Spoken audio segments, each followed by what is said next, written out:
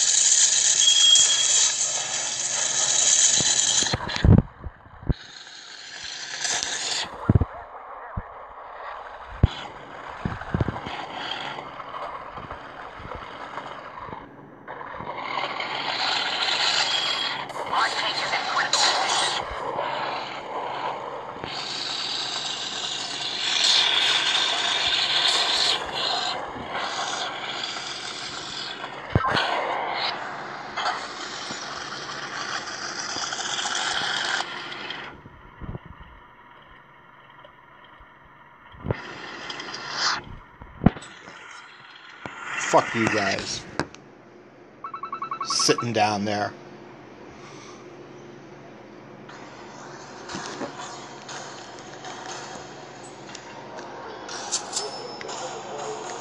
Fucking 100. Fuck you, 100 coins.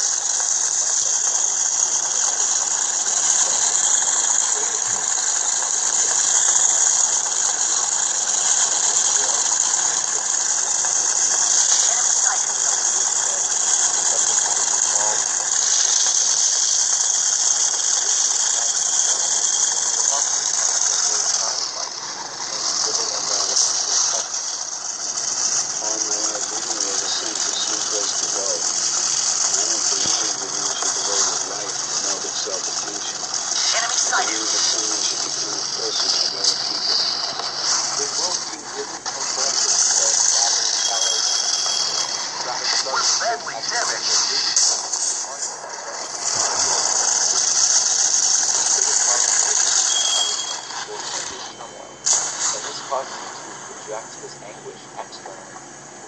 Our tank is in critical condition. So everyone's shooting at me. Where the fuck are you? Alright, so let's see what everyone's doing. Yeah, that fucking helps. That helps a real fucking lot.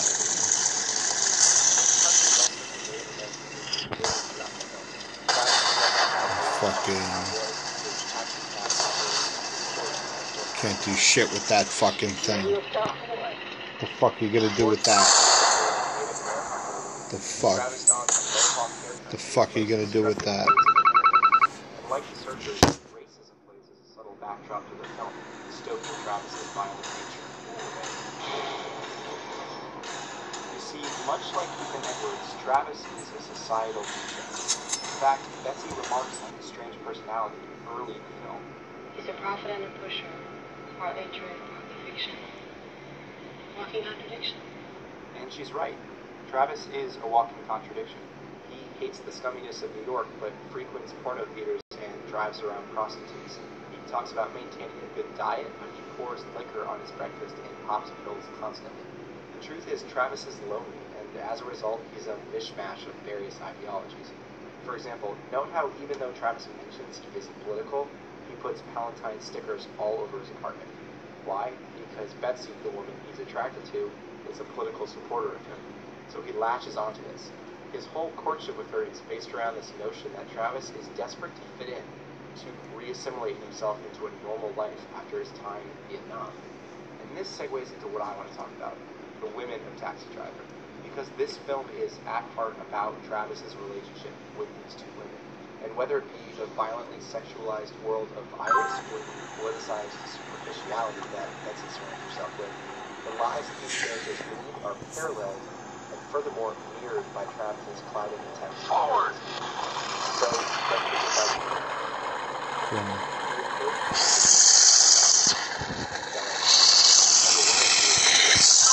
Showtime.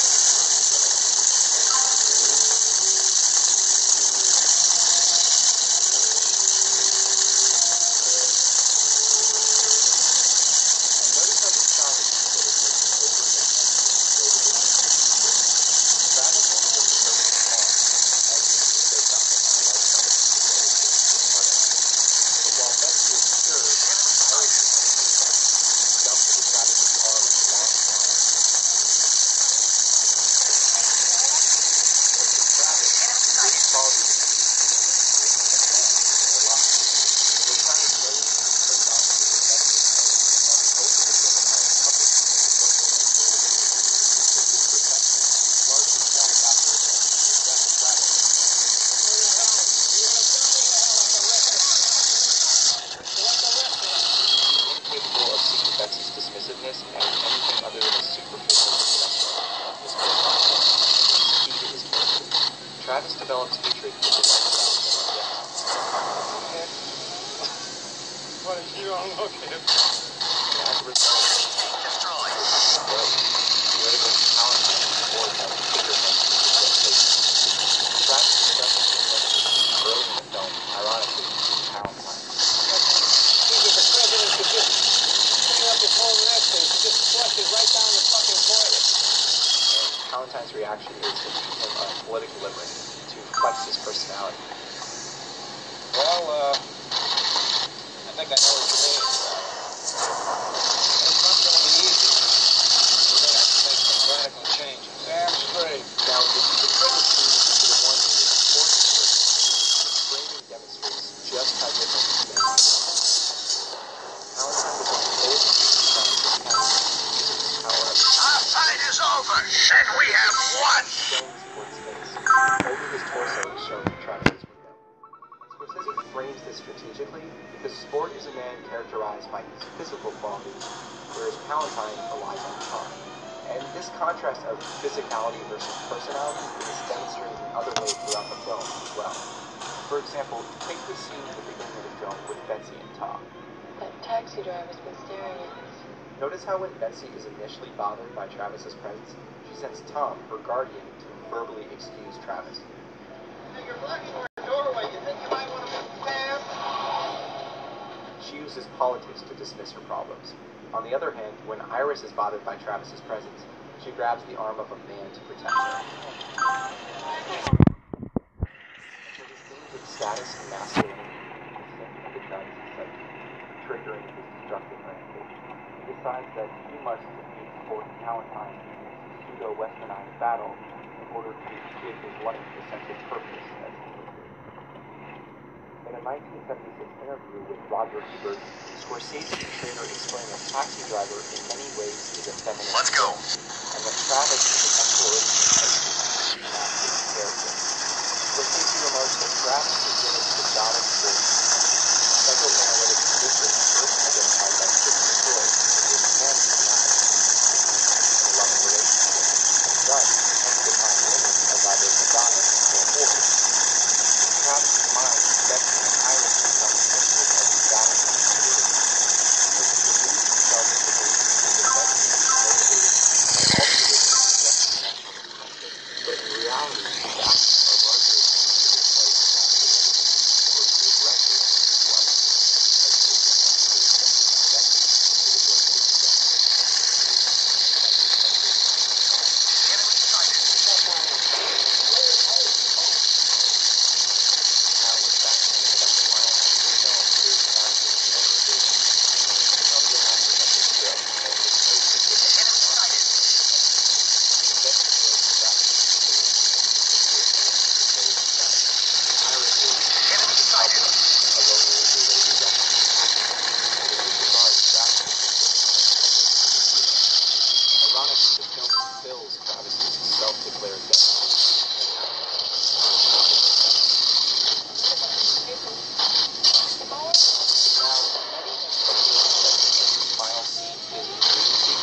But I take issue with this for a number of reasons.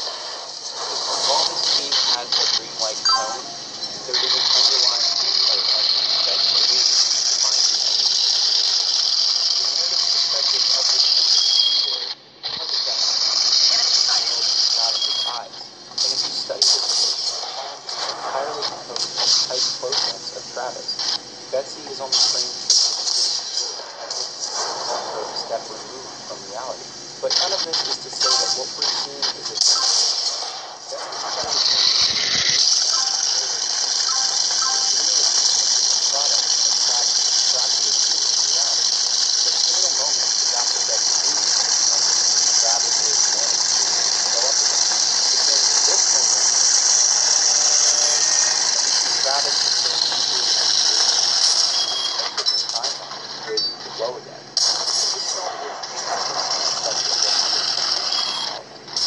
how learning is driving. To me, the most interesting facet of taxi driver is how we're seduced into liking Travis. We're victorious. That Scorsese forces us to look inward at ourselves.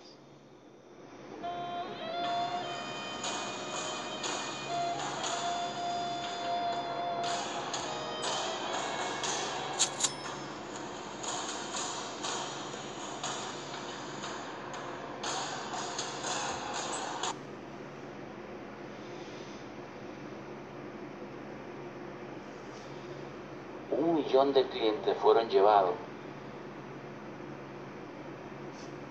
a tiempo a sus citas médicas y regresados a su casa, que es algo que nosotros garantizamos. There's a transportation company that specializes in non-emergency medical transportation. Es un alivio porque yo soy una persona que tengo muchos apoyos. I can't complain. Agape gets me there always on time. 24 hours a day, 7 days a week. Nuestra póliza es llegar a tiempo a cada uno de nuestros clientes. Agape.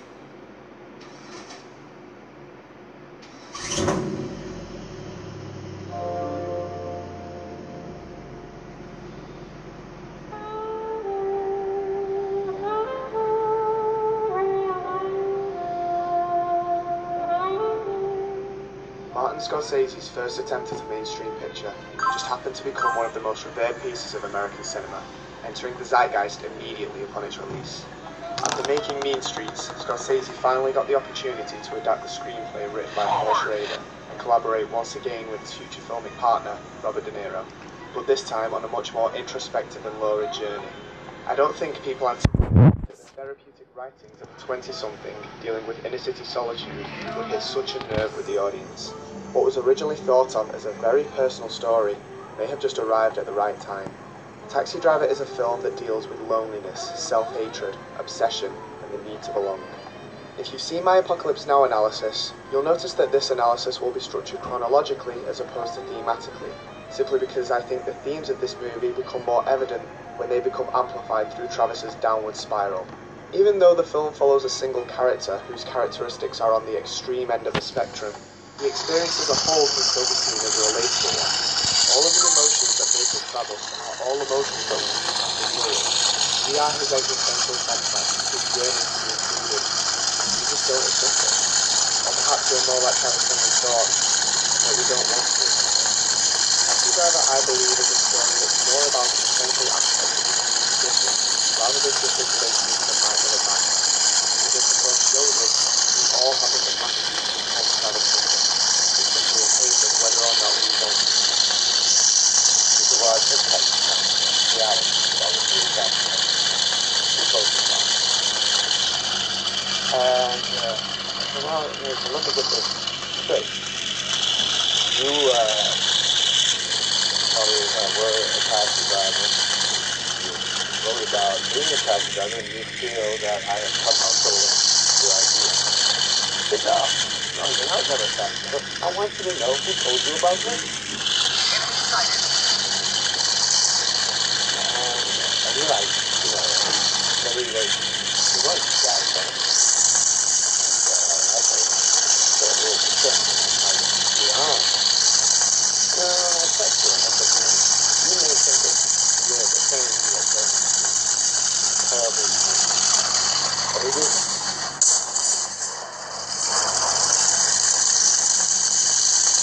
Film opens with what could be the opening of a horror film.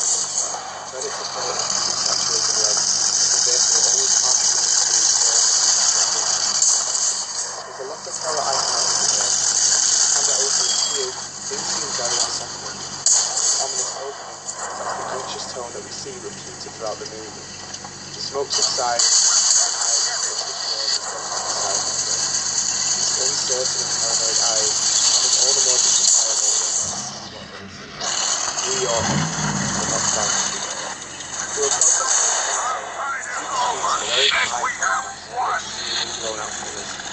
result is a luminescent world, but at the same time one that's overwhelmed by darkness. This is a perfect metaphor for how Travis views his world, because even though there is just as much light, he chooses to focus on the darker aspects. The smoke and slow motion give the streets a more monstrous and sensitive quality. Through the imagery alone, the streets are pictured to be menacing.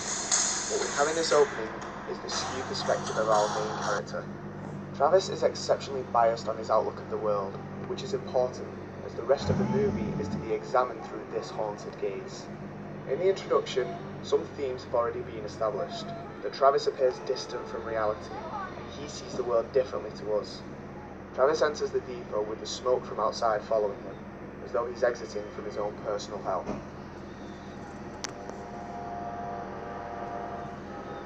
It's in the depot that we get our first look at Travis, as well as the off-kilter shooting style that this film presents us with. Here's a very ordinary scene, but there's something off about the framing and positioning of the camera. In terms of composition, both shots are slightly off-center. In most movies, the focal point would in fact be Wizard, but here's what we learn about Taxi Driver. As a first-person narrative, we have to analyze things from the mind of Travis. This is what Travis notices, not the standard behavior right in front of him, but the confrontation in the background of his world. While his attention should be directed towards his boss, he decides to only view the world's ugly side.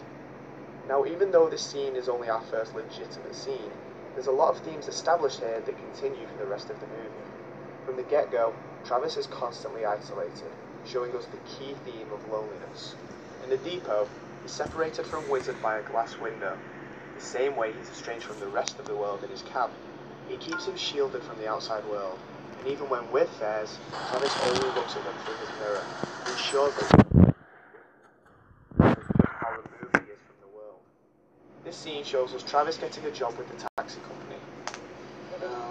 Ride around nights mostly, subways, buses. Figure, I'm gonna do that, I might as well get paid for it. It's a very basic scene, but happens to feature a very important line. Work anytime, anywhere. Do you work Jewish holidays? Anytime, anywhere. Which I'll get to in a second. Let's go. And it also features the first overhead shot, which will be explained at the end of this film. However, at this point, I'd like to bring up something that's very important to the movie style. A lot of people notice that even when compared to other Scorsese films, there are certain points in Taxi Driver where the technique of the film is very intrusive. The closest definition I can think of for the style is emotional filming. By this, I mean that the camera works in a very specific way.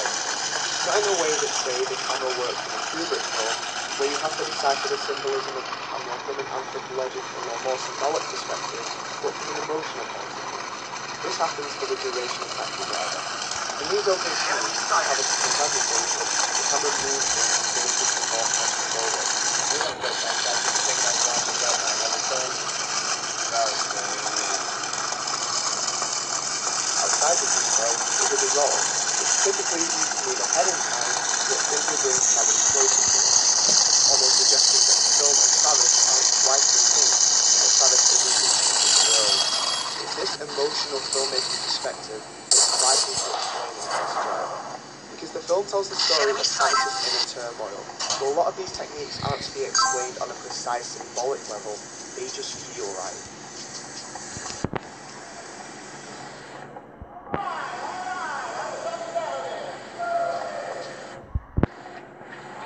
We then get a more intimate glimpse into Travis's existence, as we get to see how he lives. On the shelf, we see what appears to be a Vietnamese flag. We saw at the depot, Travis is wearing a jacket at the we're also told of his previous military history. Military record. Honorable discharge. This brings us to what is possibly the most important element of the film's Driver. Now we all know that the film is unequivocally about loneliness. In the original script, it begins with Thomas Wolfe Poe saying that. However, what this Taxi Driver excels is that Travis's exclusion prevents his downfall or self-destruction. Following scenes of Travis in his taxi on his way further into his mind through his diary, where his feelings of the world of his power.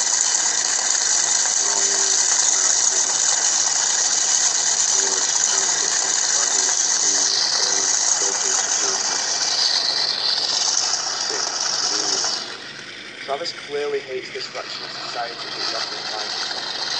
But this brings us to the quote that Travis said earlier. Wanna work uptown now? Top off, Holland? Anywhere. Travis puts himself in these situations. The reason that Travis is lonely, and the reason that he despises so much people around him, is because he's forcing himself.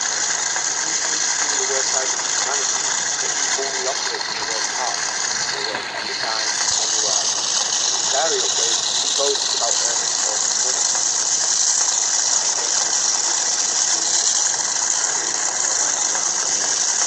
And yet later at the Belmont Cafe, we see that he has a sense of himself, and his living conditions suggest that he's not a man concerned with material goods.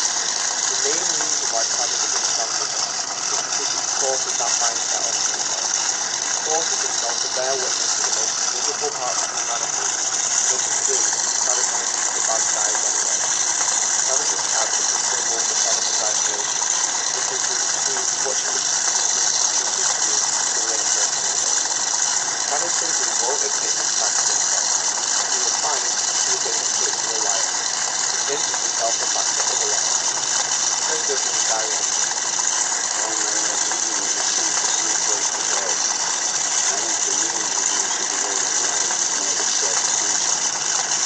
Yet that's exactly what he does. We also hear during this voiceover, Travis's plan is already etched into his mind. He is surrounded by earth and death.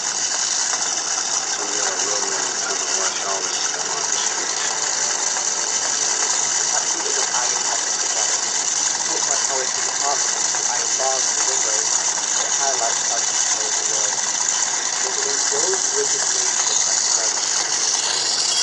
feeling of a man in tune. In this case, perhaps it's in the recesses of his own mind. Travis can't escape his thoughts. He's often unaware that he's acting on this less than conscious level. Even outdoor scenes like this are very claustrophobic and still show isolation for our character. We have a flag. Let's go. After Travis's first bear, he even enters the porno theatre and attempts to flirt with the female worker. Yeah.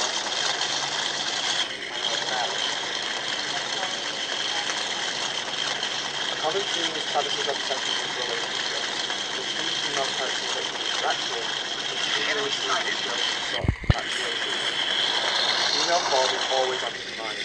On the edges of the scene, Enemy sighted. with the girl behind the desk here, who obviously shows no interest, shows that Travis often pursues things that he never has. Motherfucker.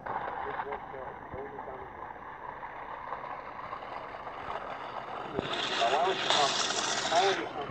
Answer my calls when I call. You think I don't know you're here? Hey, let me see the second girl that headshot. Badly damaged. Behind the theatre, which are just as confined to the bar, when Travis sits down, he's surrounded by unimaginable faces. Travis is alone. They can stare at the screen as one of the physical nature rather than one of arousal. At this theatre, he continues to see this side of the world, the only world he ever exists. All my life, leaving was a sense of some place to go.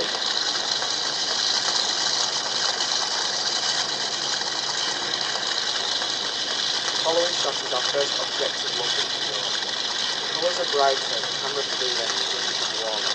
This is such a stark contrast to the dark and comfortable picture portrayed so far, and that's because this is the world without Travis. It's moments like this that show us that although the film is from Travis' perspective, that doesn't mean that he's right. There may be a world out there that is terrible and miserable, but there's also good out there that the majority of people thrive in. Yet the more serene view of mankind does not last long, and Travis' words melt away any beauty of life. His words is incredibly overused. Ah, motherfucker.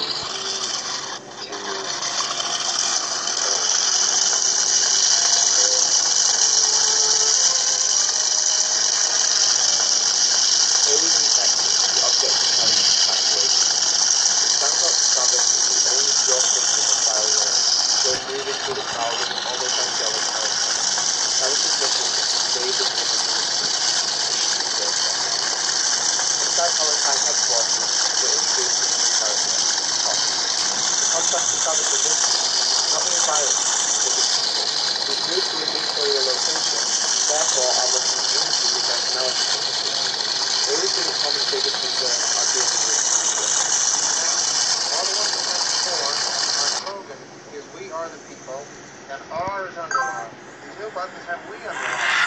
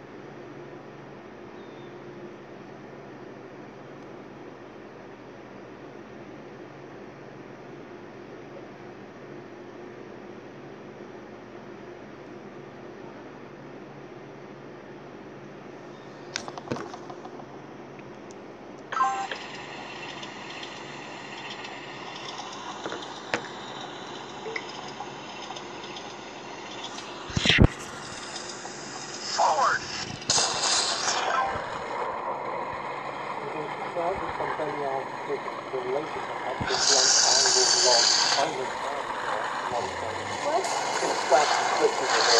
a bob. Okay. There are muscles on the scene. One is cat. There's a whole lot of people notified. But you got this. Rocket motors by Quick and Rose is a complex system. Understand the details and get approved in 3 minutes by America's largest mortgage network. This game's over.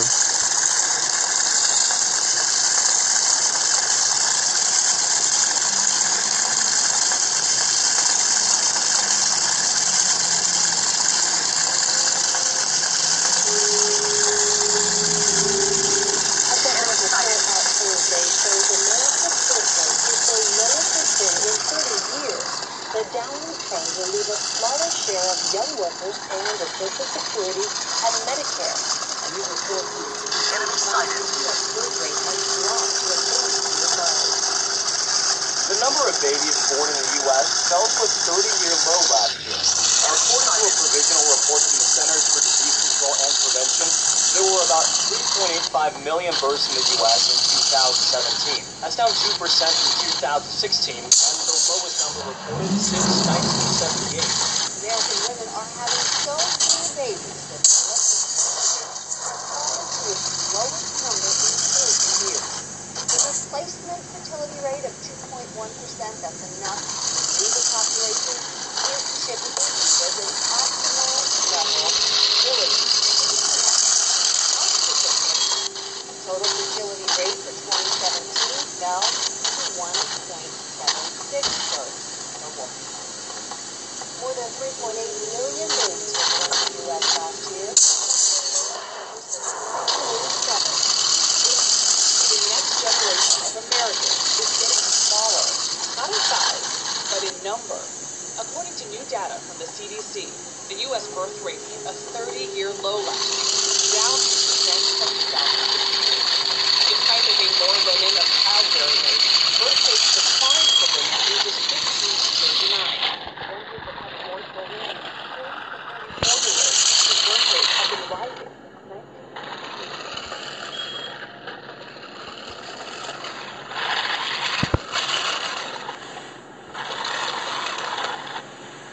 A mysterious disappearance comes to a tragic conclusion. Police have now identified a body found in the Chattahoochee River as that of Timothy Cunningham, the CDC employee who went missing back in February. Officials made the announcement today after fishermen discovered the body on Tuesday night. Well, the medical examiner has ruled the cause of death as drowning, though the manner has yet to be determined whether it be possibly a suicide or an accident. Even Atlanta police tonight still have questions as to how and why Timothy Cunningham drowned in the Chattahoochee River. In the northwest Atlanta neighborhood where Tim Cunningham's home sits empty, missing posters behind him can still be seen earlier. Neighbors say their hearts are heavy with the tragic news. The body found by fishermen in the Chattahoochee River not far from the coast was finally identified Thursday through dental records as the missing CDC worker whose disappearance gained national attention. I just don't know how he got into the river without intentionally getting there. We may never be able to tell you how he got into the river. And Atlanta police say they still have questions too, though the medical examiner believes Dr. Cunningham drowned. Fucking idiots. Just climb up the fucking hill and kill me. The investigation is still open. We do not have a manner of death as whether it's an accident, suicide. We kind of know where we Fucking people are so fucking stupid. So, I mean, we've talked to a lot of people. We've looked at a lot of different factors. Police do say Cunningham was wearing his favorite jacket when his body was recovered. It is possible he was out jumping. Although it is unusual he left his home without keys or ID. Enemy sighted. Do you think this was closure for the neighborhood or not? How do you think? Yeah, I mean, I'm having a hard time. I'm not so worried about this thing. Next door, Brianna Taylor's family was interviewed about the strange encounter days before Cunningham went missing. When she said Cunningham asked her husband to delete his number from her cell phone. Though she hopes one day the family will get more answers. And I don't know that they don't do it. We're badly damaged. But the safety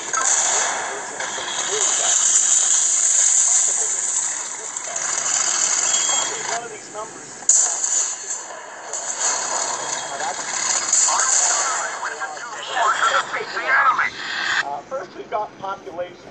Took much longer. That took much longer than necessary. About 9 billion. Now, if we do a really great job on new vaccines, healthcare, reproductive health services, we could lower that by perhaps 10 or 15%.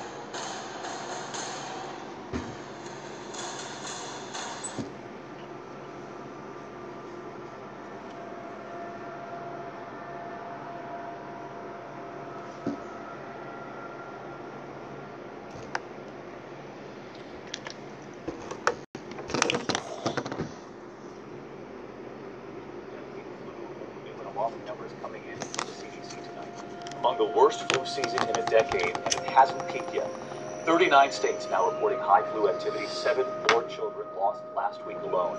37 children dying so far this season. But tonight, another age group making news because of how hard this is hitting this year, baby boomers. And what about the caretakers? If you're caring for someone with the flu, should you get the Tamiflu as well?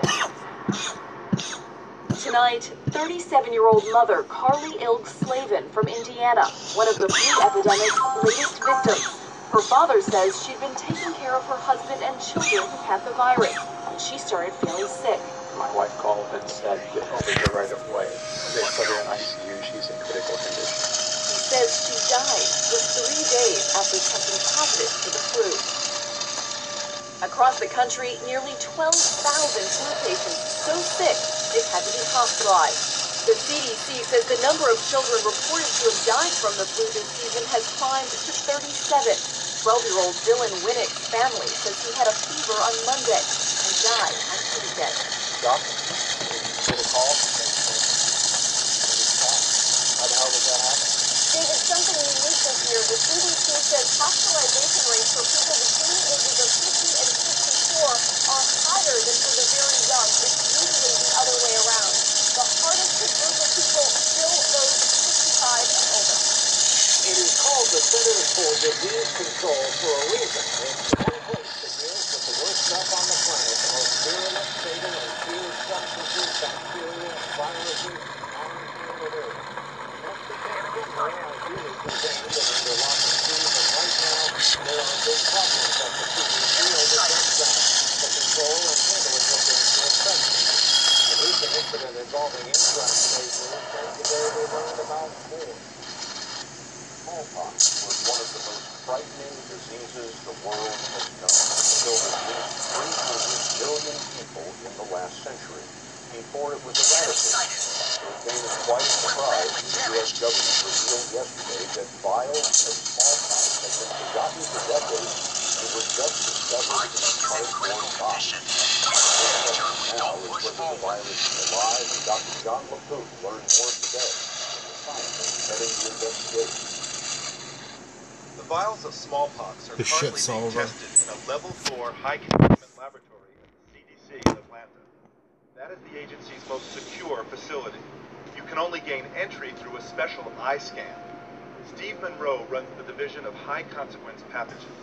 Is it possible the smallpox can still grow? It's possible, but we don't know for sure if the smallpox virus in these samples will still be able to grow in the laboratory. What's your guess? I will not be surprised if one or more of these samples contains live growing smallpox virus.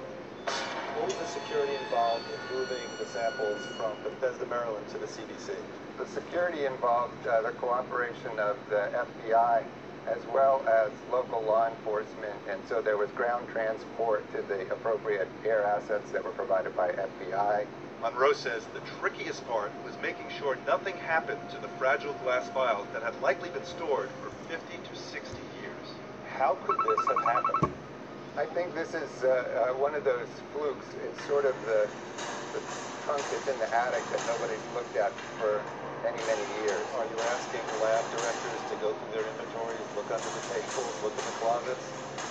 Certainly one of the lessons learned from this episode is that laboratories around the world should have a firm idea of what they have in their collection, and that people should make an effort to do a complete inventory. The material in the vials was freeze-dried, and the end of each glass tube sealed shut with a flame. All 6 vials of smallpox, the seal was intact. John, why does Steve Monroe think some of the virus may still be alive? Well, there are instances in the past where vaccine and against smallpox, and that contained live virus, was freeze-dried. It was sealed shut just in a similar fashion, and then it was stored for 20 years or longer. It was reconstituted, and it was still infectious. So the question is, how long was the current sample stored at 5 degrees centigrade, and was it ever at room temperature, and will it, at the end of the day, be able to be infectious? We still have to see. The source of the virus could be a natural epidemic like Ebola, or it could be bioterrorism.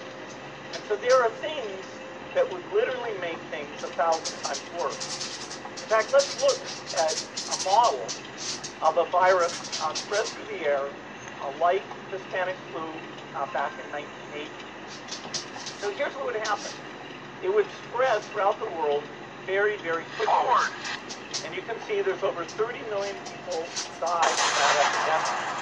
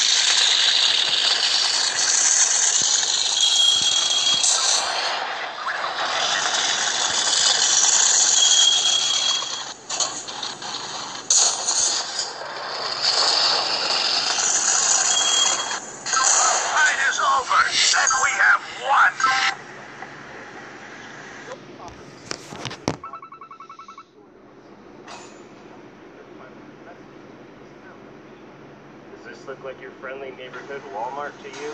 Hey, America!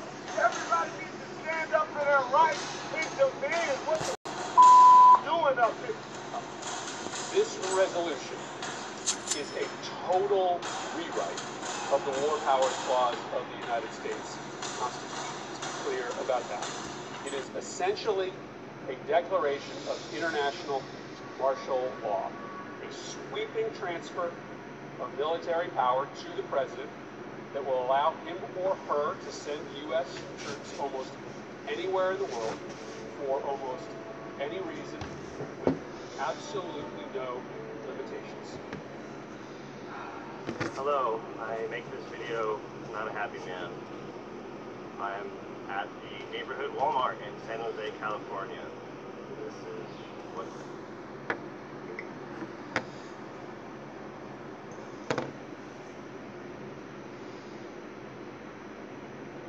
Oh, those were paid to attorneys, and those attorneys went and funded this dirty dossier, right? Well, they weren't trying to buy...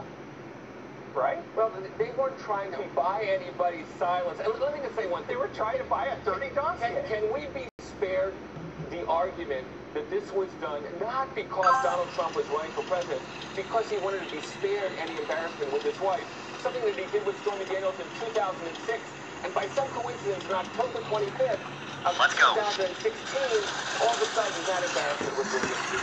Wait, you don't think, like, Dan, Don, one of the things I'm concerned, one of the things I'm concerned about is the proximity of Lanny Davis in the situation. I mean, here you have somebody who's from the Clinton, all the authorities in the world, and you're going to get Lanny Davis? That's serious. Yeah, these are possibly the two dopiest lawyers on the planet, Cohen and Lanny Davis.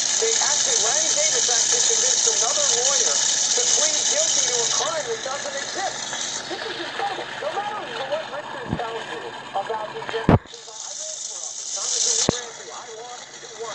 Thanks for being on the losing side. But I'm pretty familiar with election law. This is not a crime. This is at worst a civil violation. I don't even think it's that. Me running for office, I could donate to my campaign unlimited funds. Yes, I would have to report that. But this is debatable if this was even a campaign payment. Why? Richard's trying to defend it right here. Richard, let's be honest. You have no idea why Donald Trump paid this money. You can speculate, fair enough, what you're doing. You can say, oh, he didn't want his fair embarrassment. I just say one quick thing. You don't know that. Can I just say one quick thing here? The same people who would buy the fact that Donald Trump meant to say would or wouldn't to Vladimir Putin would believe the notion that on October 25th he paid off Stormy Daniels from something he did 10 years ago having nothing to do with the presidential campaign.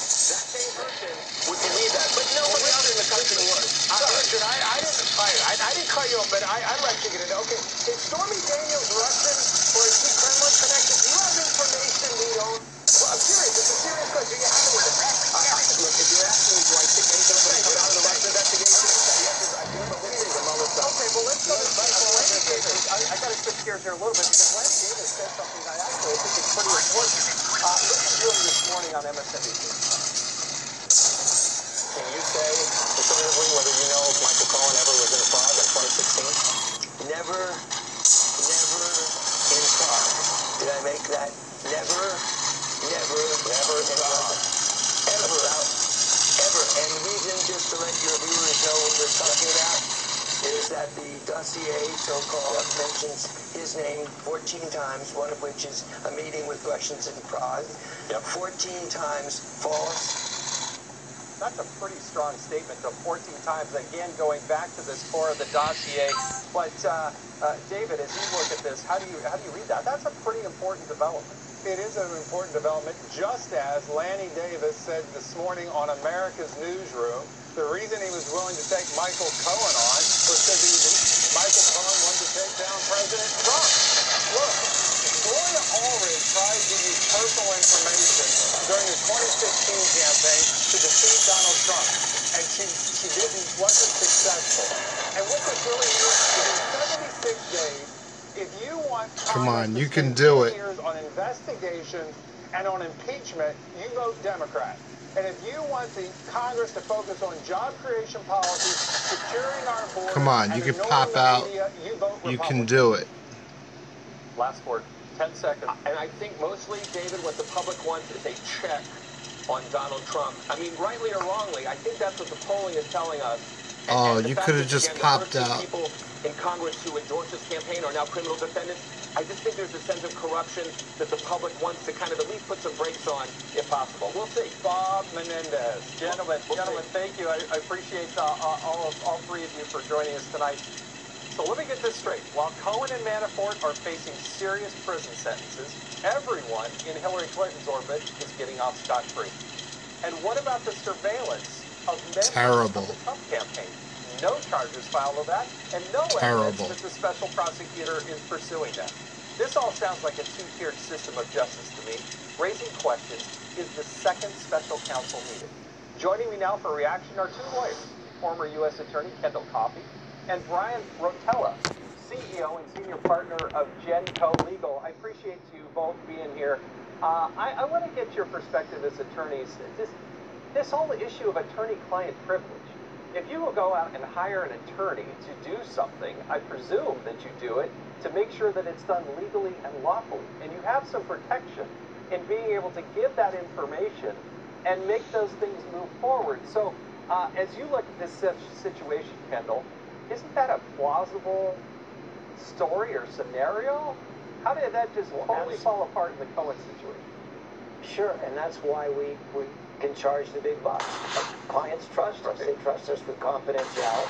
They trust us with figuring all this out. Campaign finance laws are especially complicated, especially federal campaign finance laws.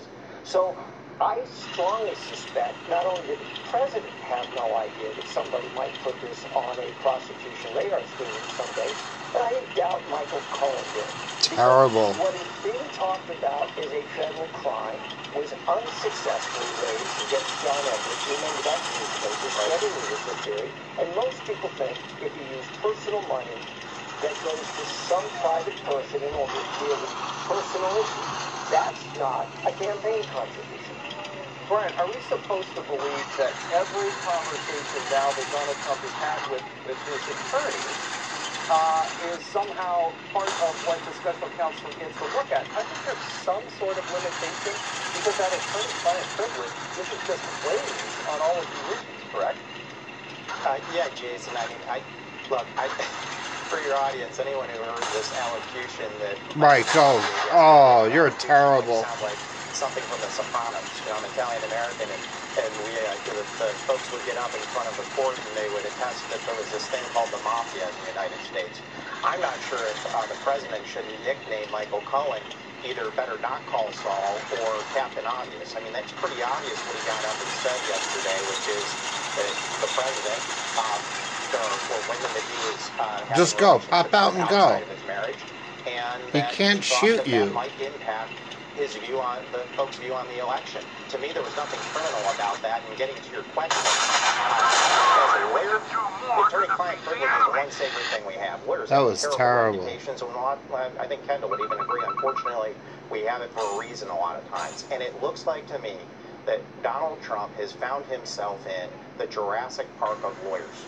I mean, I'm waiting for the next Raptor lawyer to come out of this thing between Lanny Davis, and I was listening to your last segment, who, you know, the stuff that he did back in the 90s to some of the things that we're seeing now with Cohen. And then also, let's not forget that Jim Comey is an attorney. And you know very well, Jason, look what that attorney did and his findings back on July 5th of 2016 when he found that Hillary Clinton was, quote-unquote, extremely careless with her emails. Yeah. Oh, which, by the way, was a standard change by our favorite FBI. Oh, believe me, there's a whole other set of subjects we could talk about there. What is highly suspicious for me is that Donald Trump's former attorney is suddenly represented by somebody from the Clinton orbit, Lanny Davis. And Lanny has a duty and a responsibility under the law to protect his client. But I want to play a clip from Lanny Davis here, and I want you to ask yourself at home, is Lanny Davis working in the best interest of his client, Mr. Cohen, or is he working in the best interest of his own personal political beliefs? Watch this clip. Would Michael Cohen seek a pardon from the President of the United States for any of this? The answer is definitively no, under no circumstances, since he came to the judgment after Mr. Trump's election as the President of the United States that his suitability is a serious risk to our country. And certainly after Helsinki creates serious questions about his loyalty to our country, his answer would be no. I do not want a pardon from this man. Are you kidding me? If you're an attorney for somebody who's now pleading guilty to a felony, you wouldn't accept a pardon from the President of the United States? How in the world can you make a case that that is in the best interest of his client, Mr. Cohen? Kendall, what are your thoughts on that? Well, I think it sounds like a physician. I'm sure Lanny Davis had some conversation with his client as well as his co-counsel before he launched into that. I think anybody would accept a pardon from about anybody who was present. It's so much better than the alternative. No, and I think he's doing it for some political posturing, but Brian, what's your take on it? Jason, I think it's comical that Lanny Davis is Michael Cohen's lawyer. I mean, for folks that may not remember this, I mean, Lanny Davis was as entrenched in the 90s with the Clintons as episodes of Friends and Blockbuster Video. I mean, he was part of the culture. He is one of their best friends, and that's who's the attorney for Michael Cohen. Yeah. So the fact that I think one of your previous guests said that he got up and said what he said in court, which I don't believe is a crime, it's Captain Obvious of something about President Trump, and that's all the evidence that we've seen today about anything that has to do with President Trump in this investigation. I think it raises a lot of questions to folks out in America who are wondering, what's all the billable hours going on in the Mueller investigation? That's all on the taxpayers' dime, and I think they're probably pretty sick of it. Yeah, and I'd love to find out who's funding Lanny Davis in this and what his political motivations are. Gentlemen, thank you so much. You wouldn't know it by watching MSNBC, but there were new developments in the Molly Simmons case today. Ed Henry will be here next with a report.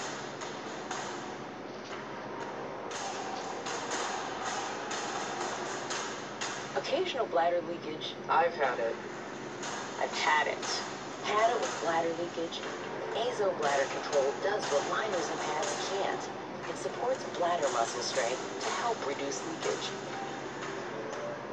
Bass Pro Shops and Cabela's bring you the Fall Hunting Classic with huge savings, like this Cuddy-Back Black Flash game camera for only $75, and these big waterproof pipe tubes for under $90. Do you have a life insurance policy you no longer need or can't afford? Now you can sell your policy for an immediate payment. We bought life insurance when our kids were young, to protect their future. Our youngest just turned 40. We no longer needed the coverage. That got us to thinking about letting our policy go. So I did some research and called Coventry Direct. I learned that you could sell all or part of a life insurance policy, even a term life policy. Turns out, people have been selling policies like ours for the past 15 years. Who knew? We sold our policy. Now we have money to help with the medical bills. And to add to all the title. If you have $100,000 or more of life insurance, you may be a candidate to sell your policy. Call 1-800-471-6800 or visit CoventryDirect.com for a free information packet. 1-800-471-6800. Coventry Direct, redefining insurance.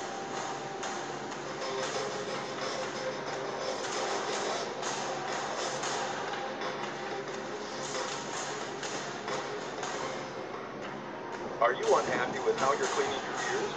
You need a solution for earwax, but drugstore remedies often don't work. Your ears can get uncomfortable, they itch, they're painful, or they're plugged up, or you notice more sticky, embarrassing wax at your earbuds.